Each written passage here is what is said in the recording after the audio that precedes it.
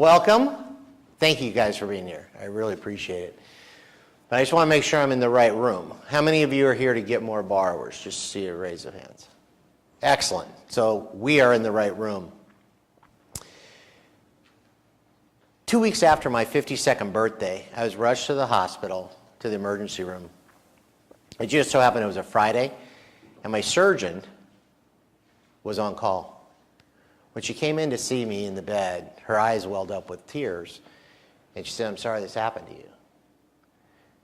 A week previous, they had removed a cancerous tumor from my colon, and they had used staples instead of sutures. One of the staples popped. My body had gone septic. And she says, "We're going to do emergency surgery. We're going to give you a colostomy bag." So I come out of surgery. I've got a colostomy bag. I have 4 tubes out of my body. I've got a PICC line and an IV. Over the course of those 18 days, they finally found the fluid, and they pumped nearly a case of wine of fluid out of my body. When I got home, I was 169 pounds, and my body was so weak, I couldn't even open the refrigerator door. During my recovery, I decided that I needed to go on the Samson plan and get my strength back. So I didn't cut my hair for 2 years. I got called to be an expert witness for a mortgage fraud case in the federal court. The night before I'm supposed to go into court, the attorney calls me and he says, "Hey, what are you doing tomorrow morning?" I said, "I'm getting my hair cut so I can be in court tomorrow afternoon." He says, "No, you're not, because I want you at the federal courthouse at 8:45 tomorrow morning with the hair." I get to federal court the next day. I'm accepted as the expert witness. I'm cross-examined for 2 days on the witness stand in front of the jury and in front of the U.S. attorneys. They're actually assistant U.S. attorneys, but assistant's really small on the card. So by 2 U.S. attorneys, I've cross-examined for 2 days. At the end of the trial, our client was the only client out of 26 defendants that was acquitted 10-2. All the rest of them went to jail. After those results, I realized that if my hair was good enough for federal court, it's good enough for the rest of the world. And that's what this is about. It's winning the relationship. And what today is about is once you originate a loan, you guys already know what to do, right? If you originate a loan, I don't need to teach you any part of this stuff. It's down here that makes the difference. Sheets. It's been 10 days since the nuclear holocaust, or the nuclear reactor disaster. Clay gives me the phrase, she says, "Hey, I'll tell you what." He goes, "You go out and you deliver these flyers, and I'll give you $100 for every flyer you get from another company."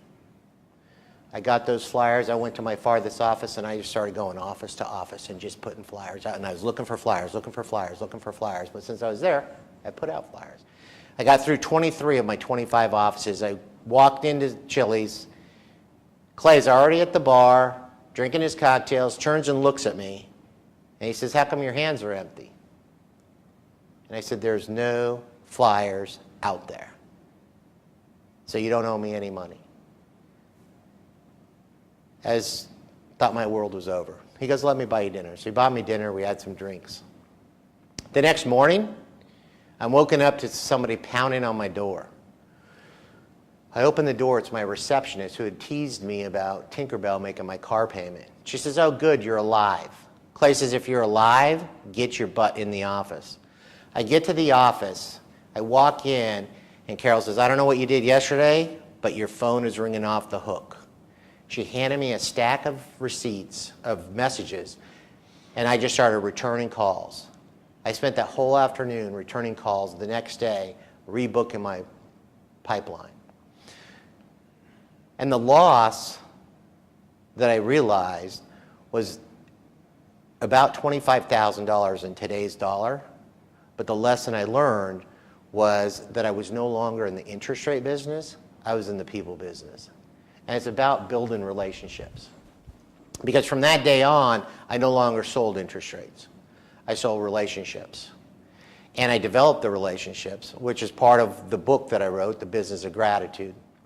So one of the most important things about relationship is that There are some people we're meant to serve, and some people not so much. Does that make sense? Are there people around you that energize you and inspire you? Those are the people you want to do business with. Because when I started in this business, we went out and found borrowers. That was our job. We were hunter-gatherers. We are no longer hunter-gatherers.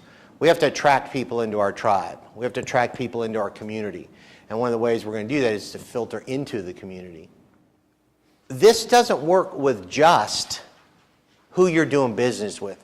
It works with who you're associated with, who your title rep is, who your wholesale reps are, who your escrow officers are, where you eat. All of those are part of you and your community.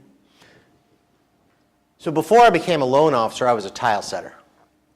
I paid my way through high school and college as a tile setter. I actually had a store in Los Gatos that the previous owner ended up moving back in, and that's what gave me my seed money to become a loan officer. But because I was afraid that I might not succeed as a loan officer, I continued to go to the Tile Setter Association meeting the third Thursday of every month.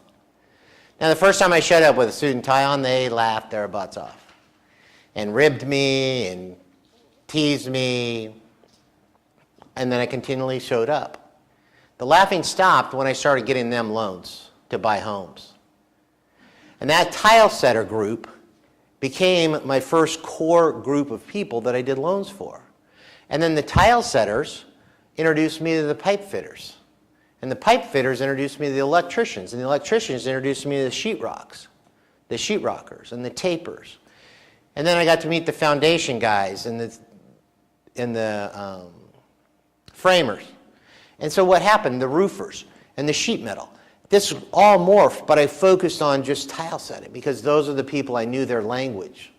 But once they got good, they trusted me, then they started referring me to other people. And that's what this is about. See, it's not just about the emotional issues. It's looking at the hobbies and interests and characteristics of the people you like. Now, one of the challenges that people have is that we think we have to do something. Have you ever told yourself you're on your way to, you have to drive this way. You have to go pick this up. You have to go do something else. How many of you had to come here today? You guys got to come here today, right? That's the gratitude mindset. I get to do this. See, I get up in the morning, I get to go find borrowers that have the desire to borrow money and the ability to repay it. Today, I get to be in front of you guys and share some ideas that even if just one of them takes hold and it helps you get an extra loan, and then you do it again and again and again, and then you get an extra loan next month and an extra loan next month and an extra loan next month, then you build consistency, you build cash flow, and you build more confidence. My name is Stephanie Piper, and I work at JCAP Private Lending. And I can't tell you the amount of information that I received from this seminar today. Steve's great. He's got some great ideas, great advice, and I would definitely recommend taking this seminar.